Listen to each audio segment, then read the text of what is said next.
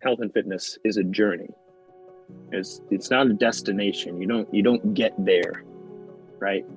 This, I hope, is a sustainable lifestyle that's good for you and good for your family and integrated into the things that you're already doing in life, and maybe even making those things better. And so that's the 1% better daily approach: is where are we? What do we know that we want to improve? And where can we get started? Welcome back to Husband Material. This is part 2 of my conversation with professional trainer, Christ-centered health coach, father, husband, and self-proclaimed fitness nerd, Alex Van Houten. I am all those things, or at least God willing. Thanks for having me on, Drew. You are very welcome here. I'm excited for part 2 of this conversation, and I wanted to give everybody an update on something I said during part 1, which is that I was gearing up for a 16-mile trail race, which I ran and did not finish.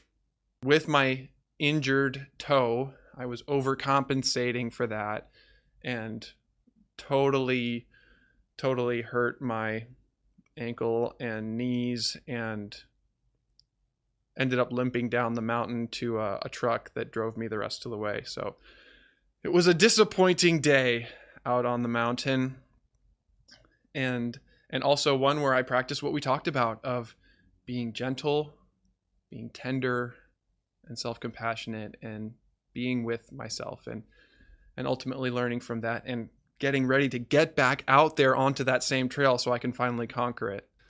That's what I was about to say. You'll get them next time, Drew. That's right. Thank you. I need to go reverse that curse. now you have a challenge to overcome. Yes. I do. So I wanted to give you all that update. It wasn't as victorious and glorious, and yet I did learn a lot and was able to give and receive love on that day. So that was a victory.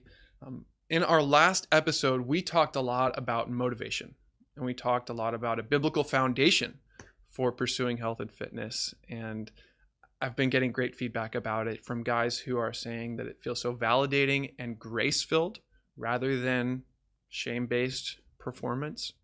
In this episode, we're going to get a little bit more technical, and we're going to move from motivation to mastery and really understanding some of the key concepts, something that you like to call the new science of health and fitness. So what is the new science of health and fitness?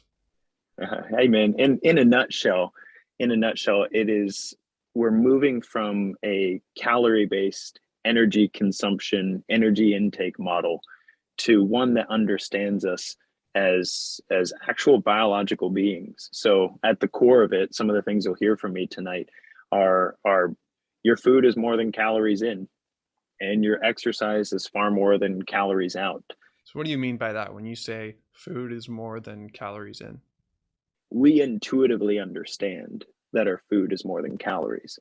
However, when we go out into the world and we ask nutrition questions about whether this diet is okay for us or whether or not we should be eating this or that, it often, the advice comes to balancing your calories, right? And so it's hard for somebody to understand sometimes in at the macro level. When you look at your, I don't mean macros like proteins, fats, and carbs, but at the macro level, big picture, what do I eat in my day and how many calories is that, versus the choices that I make every single time that I do consume something, and how spinach might affect my metabolism, my hormone system, my cells even differently than the calories in Skittles. So there's a lot more properties to food, and there's a lot more ways that our body interacts with food than just burning it.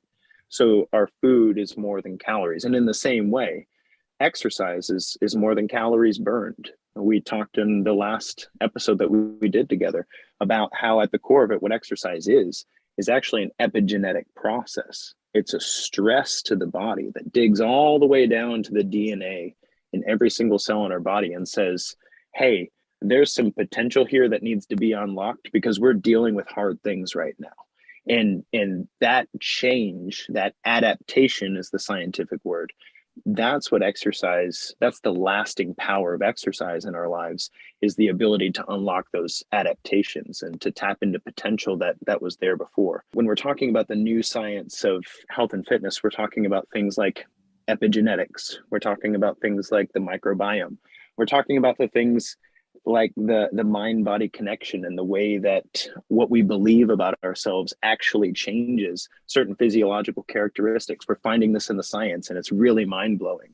And so anyway, that all that to say that when I'm answering questions this evening, I hope to bring some of that new science to bear and make it practical for individuals when they're searching for answers, because it's hard to find practical and specific answers. Yeah, and there's a lot of noise out there about these topics.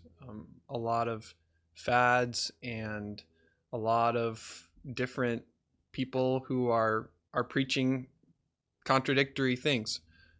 Whether you should eat all meat or you should eat no meat. So what's maybe a helpful, simple message that you often tell your clients that helps them to think in a more mature and productive way about their bodies? Yeah, such a good question. Thanks for that, Drew. The word that I would like everybody to internalize is bio-individual. Bio-individual. So like I'm looking at you, Drew, and you're looking at me, and we're different people. At the level of our DNA, we probably share 99.9% of our DNA, right? Because we're both Homo sapiens, right? But in that 0.1%, and maybe it's 0.0875, whatever, in that 0.1% is the difference between your heritage and my heritage. And then outside of that is the difference in the lives that we've led thus far, and how we've manifested those lives, and how we've trained our bodies, how much sleep we've gotten, and what we have or haven't eaten, right? How many kids we have. So all of those things are part of what's right for you, and that makes your solutions very bio individual. So what works for me, like if I shared my meal, what I ate today with everybody, and they're like, okay, if I want to look like Alex and train like Alex, and I want to talk like Alex, and maybe don't bald like me, but if I shared my meal plan with you and you tried to do everything that I did, it might not affect your body the same way. And that's a problem in the health and fitness world, because so and so says you should eat this, maybe it doesn't affect you the same way as it does them. And so that's a really, really helpful thing to understand as a person, is I am a bio individual being, and I am on a journey to find what's going to work best for me, and in my preferences and my lifestyle and my wife's preferences and my budget and how often I can eat and what my cooking skills look like. I'm on a journey to improve that for myself. And so one size does not fit all in this realm of science. I love that so much. Thank you for giving us grace and space to be bio individuals with our various injuries and illnesses, with our various limitations. I'm going to remember that, a bio individual. So within that, we are individuals. You have something that you call the better daily approach. And that seems like something that is not individual, but really applies to everybody. So what is that? Yeah, so it's kind of fun, right? Like, you're an individual. Also, here's a system everybody could improve from. You're Yeah. like, wait a second, what snake oil are you selling, man? No, the 1% better daily approach is more of a belief system than it is a exercise program or fitness program, right? And I don't mean a belief system to supersede our Christian understanding.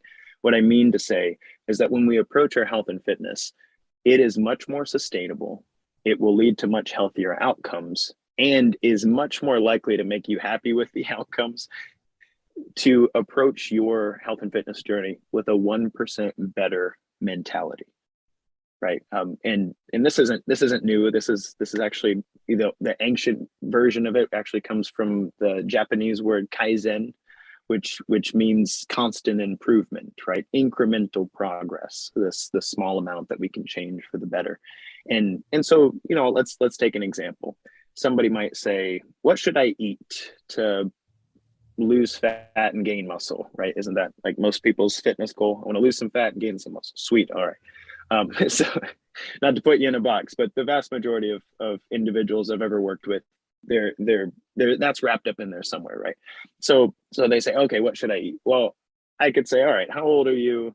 How much do you weigh? How tall are you? How often do you work out? All right, here's macronutrient recommendations based on sports science. Good luck with that, right? You're like, okay. And so now you work really hard to try to eat a certain amount of protein from who knows what, and eat a certain amount of fat and eat a certain amount of carbohydrates. And it's really hard. It's really hard to do that. It's a fun exercise to try if you like to experiment and you have the time. but I often work with parents and we don't have time for that. We just don't. But if you were to, let's say, become aware of what you're doing, let's say instead of starting there, we say, hey, for the next week, keep a food journal. Just write down everything you eat. I don't care how much.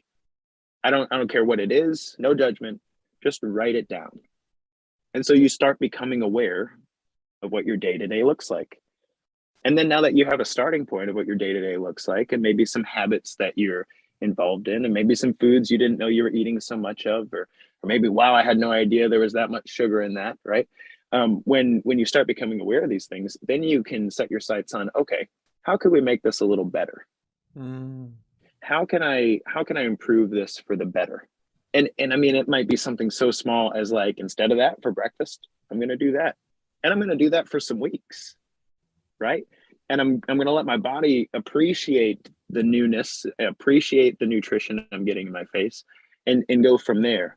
And similarly with exercise, right? Like somebody might hear our previous podcast, and this wasn't my intent, but hear our previous podcast and go, man, I need to exercise. Let's do this thing. And they're like Googling like 5-day a week workout programs, and they go from nothing to all of it, all of the exercise, right? To build the temple and become the burning bush. But the 1% better daily approach is a little less intense than that. It's like, all right, where are we starting? What's something we can add to that process to be better? So it might be a couple days a week of cardiovascular exercise. It might be, hey, you've gotten all of 2,000 steps a day for the last year of your life. Let's go for a walk, man. 30-minute walk every day. That's all we're gonna bite off right now. And the reason, there's a number of reasons for it, but the primary reason in my world is fitness, health and fitness is a journey. It's not a destination. You don't get there, right? This, I hope, is a sustainable lifestyle that's good for you and good for your family and integrated into the things that you're already doing in life, and maybe even making those things better. And so that's the 1% better daily approach, is where are we? What do we know that we want to improve? And where can we get started? And to do that thing, to live out our intention, see how it goes, and then add to that as we're able. Man, that sounds so empowering. The first approach you described of getting this huge plan and trying to fulfill all the requirements feels so disempowering. It's like somebody else has the answers and I'm going to try to get a really good test score, rather than you coming alongside a bio individual and giving them the pen to write in their journal and giving them decision-making power, and together collaborating on something small and doable and really a lot more exciting. Right. And I hope when I realized this when I was a few years into training, we would try to, and I say we, the training community, we would try to like drill down on these really specific goals. You want to lose weight? How much weight? Okay, 30 pounds. 30 pounds of weight. How much of that is fat? Do you care if you gain 5 pounds of muscle? Like, really drill down on these things, like, how long do you want this to take? Oh, like 3 months. As if you can guarantee how somebody's body is going to respond and whether or not their parents are going to get sick in the middle of this whole endeavor or whatever, right? So we would do this thing. And what I realized is it never works. Like, the best laid plans of mice and men, even if all the math adds up and whatnot. What works is when you ask somebody, imagine yourself a year from now. Best case scenario. Imagine yourself a year from now, and all the things that you know that you should be doing, you start doing. all the bad habits that are getting better of you, you stop. What's the best case scenario a year from now? And when you start thinking like that, I know it seems a long way away because you'd like to see the results now. But when you start thinking like that and you can start moving toward that thing, the next year you get to ask the same thing. And it's a constant progressive and positive process, which is in my world something that's worthwhile rather than something short term. Absolutely. And 1% better each day over an entire year would be absolutely mind-blowing. I mean, that would be 365% better. Well, actually, the way the math adds up, it's actually even more than that. The way because you take 1% of one. I'm not a compounding accountant here, but the idea though being that you will not recognize yourself year over year. Not necessarily you don't look the same in the mirror. I mean to say you look back at the way that guy was eating. You look at the way that guy was or wasn't exercising, or what he could or couldn't do, or how he was sleeping, what his energy levels look like, or what kind of pants he was wearing. And you're like, man, who was that dude? Oh, well, moving on. Yeah. The principle here seems to be that consistency is compounding, and small, intentional, little micro changes don't just add up over time, they multiply. Absolutely. So let's talk about some of the small little changes that we can make in our minds, in our bodies, realizing that this is very connected to our sexuality and growing healthier physically, healthier emotionally, healthier mentally is going to have implications on our sexual health and our sexual integrity as well. I want to start with this question from Arthur here on the live event, who's asking, how do you manage or schedule time to work out when you have young children or other responsibilities in your day? Such a good question. I'm living that right now. I've got a 6-year-old and a 2-year-old. So I'm in the young kid world, right? The reality is, part of it is that you have to be willing and you have to give yourself the grace to lay out the plan and make the space, but every once in a while know that that's not going to happen the way you planned, right? So give you for instance, a week ago I had a 1-hour workout plan that I was very excited about, and well, babysitter fell through, childcare fell through, my wife had something that she needed to do. I was like, oh man, my hour workout's not going to happen. So I've got my 2-year-old toddling around in the garage gym with me, and the best I can do is 5 sets of deadlifts and 5 sets of pull-ups. 10 sets of work, took 12 minutes, but I got it wasn't the workout, but it was part of it, and that was okay, and that was good, right? So part of it is you have to make the plan, and you have to be like, this is non-negotiable. I am going to do what I'm able to do, and this might actually encourage you. The studies are very clear. 3 to 5 minutes even of exercise can be a very powerful stimulus for the body, even if that's all you have time for. And I'm sorry, most of us have 3 to 5 minutes. We just do. Like, open your screen time app on your phone. I promise you have plenty of time that to make this happen. I'm not saying maybe you have an hour and a half every time, but even if all you can do is some squats and some push-ups, man, great. Or maybe if all you can do is go outside and walk the hill 12 times in front of work real quick and then pop back in. Just knowing that there's a default exercise that you can default to and say, hey, I don't have time for the big kit and caboodle right now, but I do have this time that I'm going to devote to that, right? And then the second would be, hey, when you have young kids, that's such a blessing. You're never going to be more active than you are right now. Like those little boogers, they have so much energy. I mean, not every kid's like my kids, but my kids are like border collies, man. If you don't work them out, they're gonna eat your couch or something. They're gonna find something to do. So you can incorporate that. Go jump around in the front yard, take them around the block with you, go for a hike, and I'm not gonna say that hiking is gonna be everything you need from a fitness perspective, but it sure beats Netflixing on the couch. And no indictment on your Netflix time with kids, but if one of the things you're struggling with is having enough time to exercise. Incorporating your children into something active will pay dividends, not just for you, but also for them. I resonate with that too. I have a 4-year-old and a 1-year-old, and I may not be able to do a lot while I'm taking care of them, but I can put them in a backpack, or even just carrying my 4-year-old in my arms eventually becomes a workout. Oh my gosh, right? Yeah. I'm going to put you on my shoulders and just walk around like, wow, this is Yes, getting heavy. absolutely. That sounds so much more fun and creative. That's exactly right. And you have to, in this 1% better journey, one of the reasons that it's incremental and progressive for you in your life daily is because if there's friction between your health and fitness pursuit and being a good father, then one of them is going to have to give way at some point. And I hope it's being a good, I hope being a good father is what you pick over that. Honestly, that's what I hope. Like, I mean, we're not guaranteed tomorrow.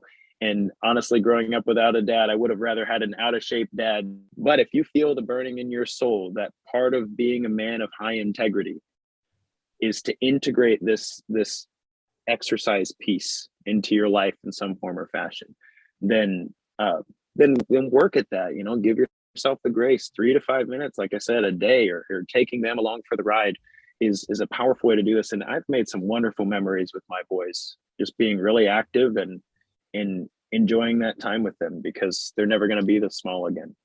Yeah. This seems to relate to another question we received from Gary, who asked, how do you avoid making the physical results of working out and your body image into an idol? Such a good question. This actually really resonates with another question that we received on my post, which was, he was asking about how this approach integrates with the sports injuries and the comparison trap, right? And so, it's, if God is not in the center, if God's not where he's supposed to be in your life, then anything can be an idol. Like, and it's Gideon and Judges, right? Before God has this big plan for him, has a calling for him, has this mission for him to go on. And before he can give him the vision, he says, hey, you need to go up, I'm paraphrasing here, but you need to go where your father's idols are, and you got to tear those suckers down. And you got to build an altar unto the Lord your God first here. And then I have something to tell you. I have a mission to call you into it. And the same thing goes for your health and fitness journey, man. If those sports wounds that I can't remember his name, I'm very sorry, but it was Glenn. He had a lot. Glenn, he had a lot of good things to say about overcoming those and loving your inner child through those sports injuries and whatnot.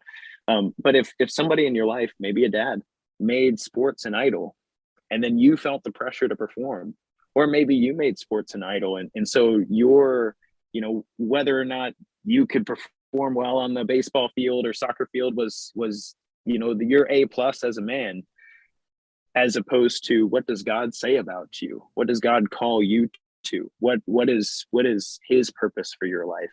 If that's not in the center, then your health and fitness journey can easily become an idol. You can start looking at the guy in the mirror and going, man, you're coming along. Look at that guy, Hey honey, do you see these guns? Like, yeah. and no, yeah, I'm not indicting anybody who is enjoying some of the fruits of the labor, right? But if God's in the center, then your health and fitness pursuit will become an integrated part of you conforming your life to Christ. Your health and fitness pursuit will become a part of that, right? And you can look at the guy in the mirror and say, to whom much is given, much is expected. You have a healthy body. You're pursuing fit things. God's training you for something, man. Get ready, right? And be ready. And that's very, very, I think it's an extremely important part of this long-term thing. I like that. The way you just said God's training you for something makes it sound like health and fitness is not an end goal. It's actually always in the service of something more important. Absolutely. And I would say the exact same thing for freedom from porn. Even freedom from porn can become an idol. In fact, that's part of what led to my last relapse in 2015, was feeling so complacent and feeling so proud of myself for having over a year without masturbating that I dismissed some of my previous support systems and thought, I don't need to be in a group. I don't need to keep healing. I've arrived. And that was the most dangerous place for me to be. That's when my freedom from porn became an idol. And even if that idol didn't come crashing down, God had to smash it one way or another. And he used a relapse to smash it. I'm glad in the end that it brought me back to him, and it brought me back into the arms of Jesus. I guess what I'm trying to say is health and fitness can be an idol. Freedom from porn can be an idol. We are doing this not to get really proud of ourselves, but as part of our worship of the true God who created us, who loves us, and who has better things for us to do. That's exactly right. I mean, your health and fitness journey, I hope it improves your energy level to spend time with your kids. I hope that it improves your body's functioning to show up well. If you're married, show up well for your wife. I hope that it reflects an integrity in your life that shines at work. And I hope that, in your church community, that it's also something that people are like, man, something's different about this guy. Like, what's going on in your life, man? How do I get more of that? And that's not a pride thing. That is carrying your cross forthrightly. And that's powerful. Amen. You ready for the next question? Yeah, bring it. Let's do it. What can you say to men who feel intimidated by the gym or working out? Perhaps especially those who are experiencing same-sex attraction. Yeah. Hey, fair enough, man. That's a big and important question. The first thing I'd say is you don't need a gym to start. You really don't. I've done episodes on Defining Dad Bod, talking through. I got in shape as a youth with a pair of 25-pound dumbbells I got from cleaning out an apartment at my job. Like, all right, that's all I had, man. And you do that in a pull-up bar, you've got a home gym for less than $50. Your gravity is a great trainer, is what I'm trying to say. Gravity is a wonderful apparatus for resistance. Yeah, I don't even have those things. All I need is a piece of carpet with no toys on it. Right. Yeah. Please remove all the Legos. Watch out for those Legos. Yeah. All the Legos. And then you got your 6x6 square, right? In jokes aside, though, really, when we're talking about being intimidated by an environment, then what we have to do is remove the environment issue from the equation. Where are you comfortable? Where are you comfortable? Because exercise is already an uncomfortable stress. That's the point. That's what we're doing. We're asking your body to do something difficult. So the environment shouldn't be the difficult thing. The exercise itself, I would say, if you can become confident and comfortable in a form of exercise, maybe it's running, maybe it's hiking, maybe it's swimming, maybe it's yoga, whatever it is. If you can become comfortable and confident in a form of exercise in a place that you are comfortable, then you might be able to take on the environment, the intimidating environment of the gym, because you can take something you already are comfortable with, your exercise practice, and you can enter a space that's uncomfortable, and perhaps find that there wasn't anything to be fearful of in the first place. Or maybe you walk into the gym and you go, no thanks, I'm out. I'm back to my quiet road where nobody's judging and grunting, and that's fine too. It's so cool to witness you putting that 1% better daily perspective in an answer to this question. That is exactly what you talked about, treating somebody as a bio individual. What are you comfortable with? Where are you at? And then adding a little bit of challenge together with support. Mm-hmm.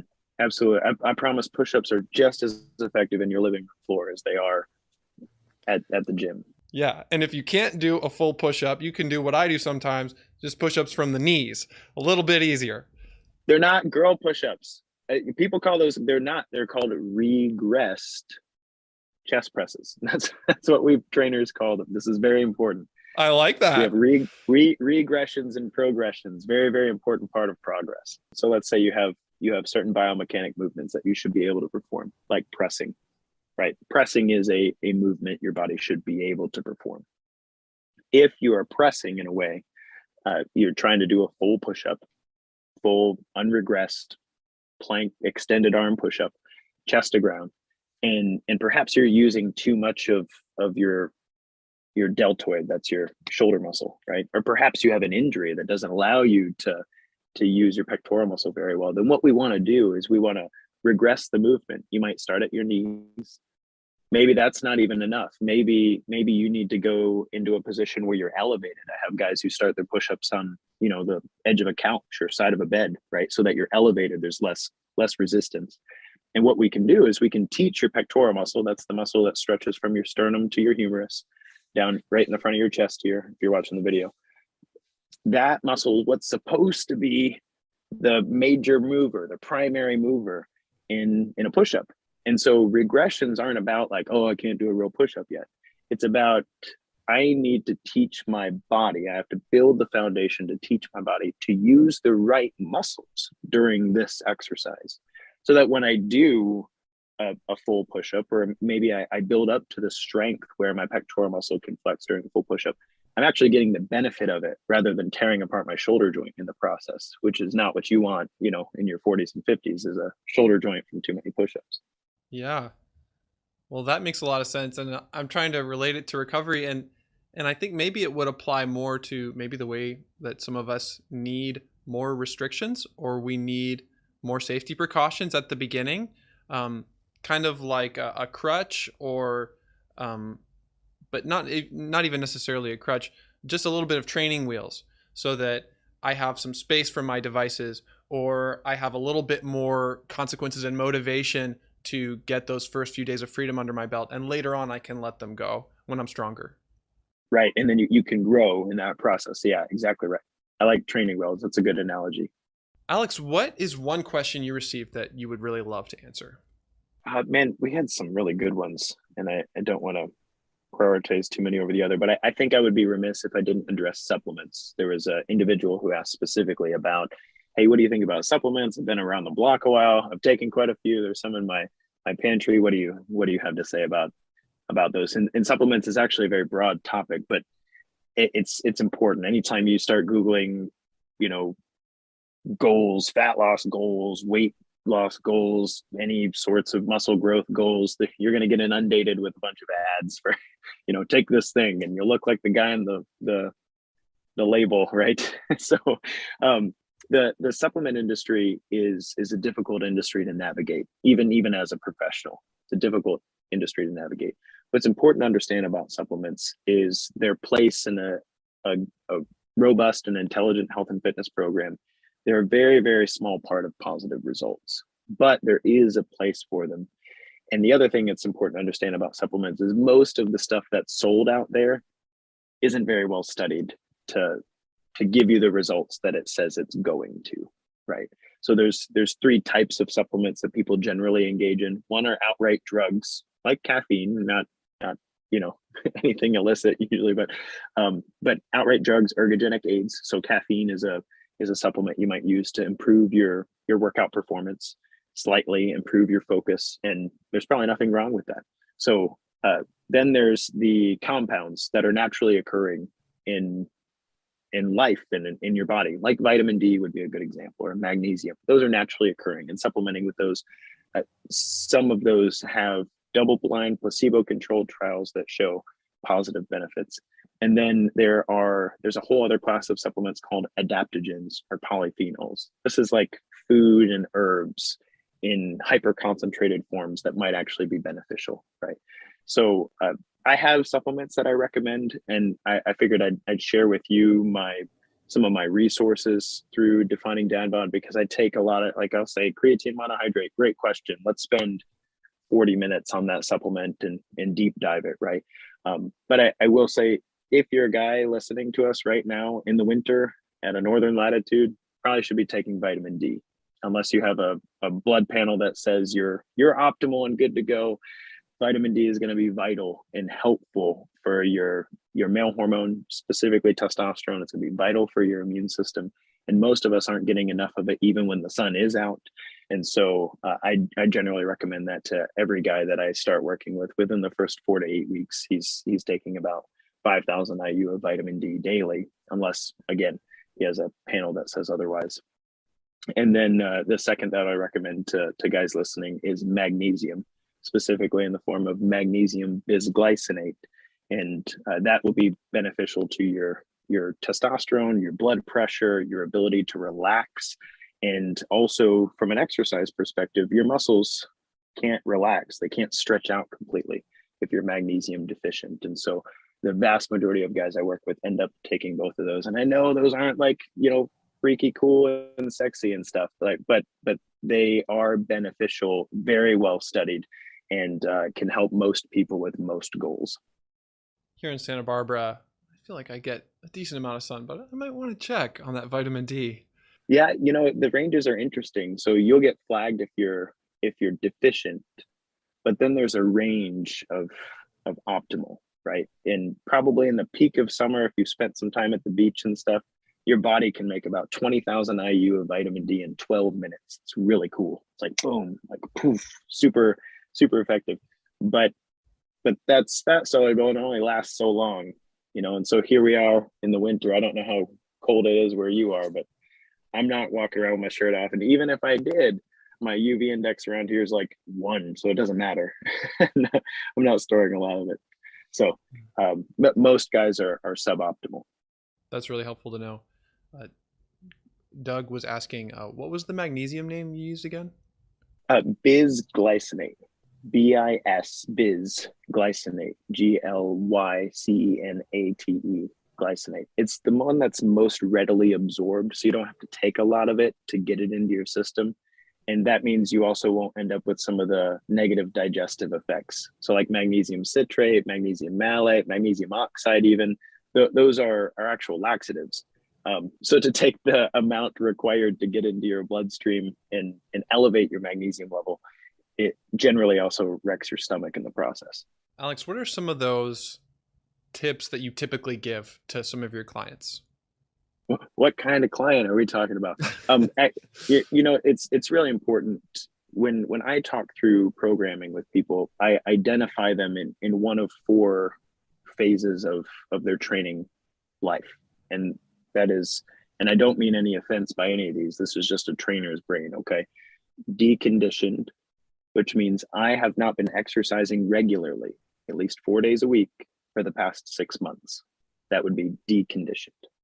Deconditioned means that there's certain changes that need to happen in your body before you can take on, bigger, heavier, more intense things without injury. Okay. So deconditioned. Conditioned means I've been working out regularly 4 days a week for the past 6 months, really. And an individual generally knows if they're conditioned or deconditioned. They got a sense of that. Then there's trained.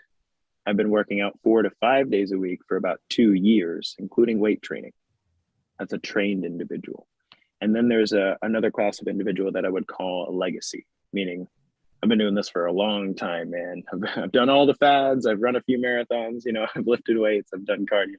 Like this is a decades long thing for me. And the advice that I generally give to individuals is significantly different depending on your training. Let's talk about deconditioned.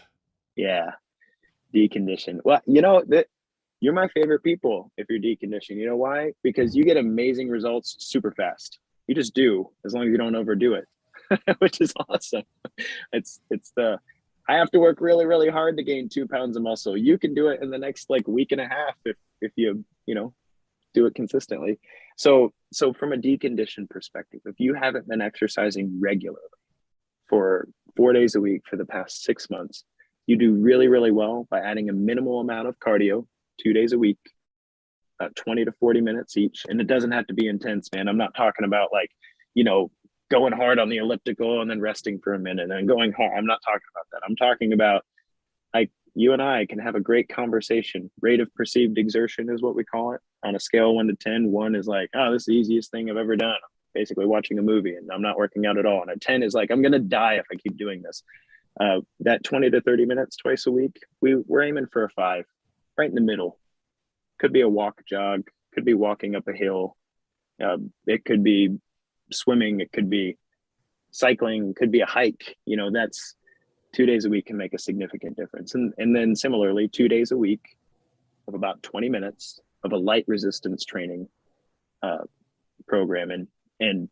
One individual asked, "Hey, do you have any resources for beginners and stuff?" We in Better Daily, we have a lot of those resources, but that's also a paid community. So if you're looking for free resources for a beginner who doesn't have a lot of equipment, go to a website. And I wholeheartedly endorse these people. They're amazing people. Darebees.com, DAREBEES.com.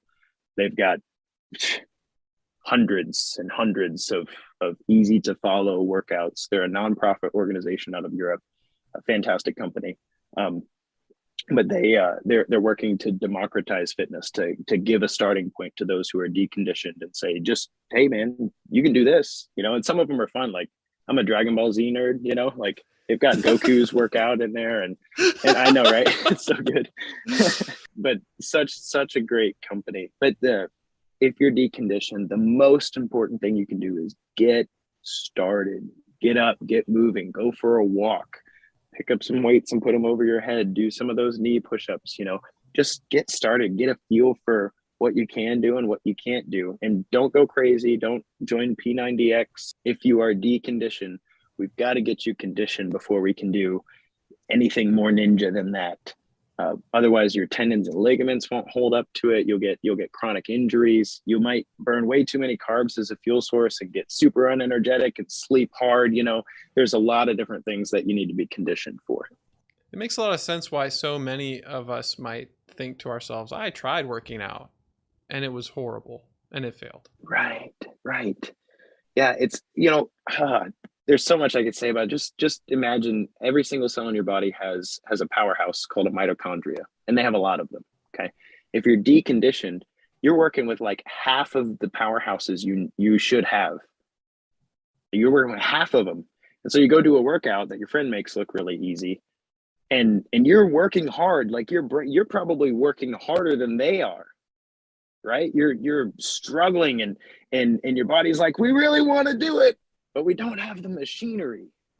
We really want to do it, but we don't have the and so you finish that workout. If you stay with it, this is the hard part. If you stay with it, eventually your body will respond by increasing your mitochondrial density.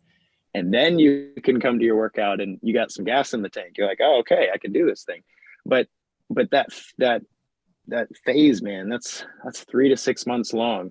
And if you're doing something that's way out of your purview and is extremely uncomfortable, and you had to take time away from your family to do it, and it hurts every time, and you don't even like it, and some of the people there drive you crazy, you're not going to keep it up. There's just no way. There's just no way you're going to stick with that terrible phase. So it's so important to get started small. 50% better daily does not work. No, it works for like 3 days, and then it doesn't stick. Yeah. We got to do 1% better daily. And a question from Patrick is, are there any fitness trackers that you recommend? There's so many good ones out there. I like right now I'm wearing, my wife got this for me for Christmas. Shout out my wife. She's cool. I'm wearing the Fitbit Charge 5. I've only used it for the last month. I really like it. It's a fantastic tracker. Before that, I was using the Garmin Vivo, and I loved that one too. The only problem with that one is that I'm really hard on my fitness trackers, and you can't change out the band on it. It's all integrated. So it crapped out of me in a year and a half because I beat it up and I had to either buy a new one or jump ship and switch with something that I can change the bands on. So I really like the Garmin Vivo. It's a fantastic fitness tracker. If you don't have a 2-year-old who likes to bite it when he's wrestling you, then you might actually last you a while. And the Fitbit Charge 5 I've enjoyed as well. A lot of people use their Apple Watches and stuff. I'm too hard on my fitness trackers to wear a $700 watch band, honestly. So, but those would be the two I recommend. Awesome. For me as a runner, I just downloaded Strava, and that has been great so far. Yes. Even the free version of Strava has really helped me just become aware of how much am I running? Mm-hmm. How much am I walking? That's really helpful for me to know. Right, and there are free apps that'll turn your phone into a pedometer too if you don't mind carrying it around with you. So, Yeah. and got once upon a time, you just went to Walgreens and spent $4 on one of those little blue see-through things that ran on a watch battery, and just Yeah. those, like if you're just counting your steps, man, that'll work. That'll do it. There are some awesome advanced tools out there, and there's some very basic free tools like Strava that can help you get started. And I think that's my whole goal with this 2-part podcast episode, that people would begin to dream a little bit about this, about yourself as a bio individual, and come into 2022 with a 1% better daily approach. And if you want to get really technical and if you want to ask those tough questions, then please join Alex's community, the Better Daily app. It's a fantastic place where he is showing up on a daily basis to help you answer those questions. And check out his podcast, the Defining Dad Bod podcast. Can you talk about the upcoming mastermind? Yeah. We have the Better Man Challenge coming up. This is a pilot mastermind in the Better Daily community. I'm really excited about it. The goal of the Better Man Challenge is to spend 8 weeks after the hustle and bustle of the first month of the year. We're going to start this in the middle of February, but the goal is to spend 8 weeks drilling into just what Drew and I are talking about. Getting started, we're going to spend 4 weeks on the physical, and then we're going to spend 4 weeks on the mental and spiritual. And the goal is by the end of those 8 weeks to have created a solid and strong foundation that allows us to continue the year moving forward in our health and fitness journey. So it's going to be powerful. We're going to start on the nutrition front. We're going to move on to the cardiovascular. Then we're going to move on to the weight training side of things.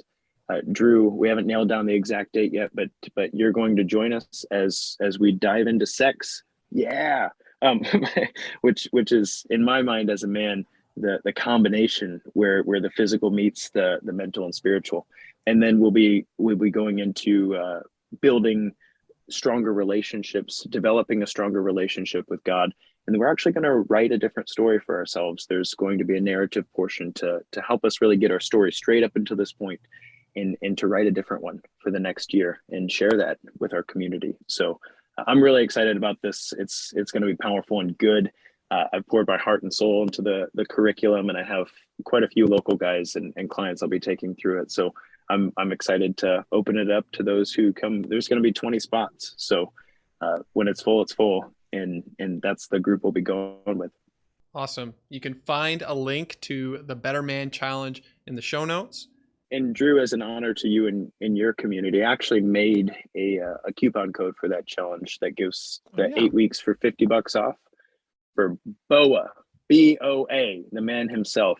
So so if you investigate that, you decide it's something you want to get into and you're listening to us here, please drop that coupon code in, and thank you guys for being committed and moving forward in your journey to find healing in your sexuality. And I don't want to overstate that because this is your domain, Drew, but I just find such, if you didn't hear my previous interview with Drew, my story, a big part of that is that healing. And I'm just, golly, I just want to recognize and honor that courage in you, because it's not easy to pursue that, and it's not easy to even start that journey at all. So keep up the good work. Keep it up, guys. 1% better daily. Even 1% better weekly adds up. 1% better monthly, even over the long term, can make a huge difference. So sign up for the Better Man Challenge if you want to take this 8-week journey with Alex. I will be a guest, and you can use that discount code of BOA, BOA, for $50 off. So Alex, what is your favorite thing about being 1% better daily? It's never done, and I've never made it. And so what I get to say about that is when the good Lord decides to take me home, then I get to be done. But until then, if I'm not dead, I'm not done. And I will continue to find a way to overcome my obstacles, to show up well, and to make the most of it, man. To whom much is given, much is expected. And that resonates very deeply with me. And it's very, very humbling. And I'm so excited and happy about being able to share that journey with other people and see what kind of positive things it can bring out of their life. Amen. Thank you, Alex. Thanks, guys. And always remember, you are God's beloved Son. In you, he is well pleased.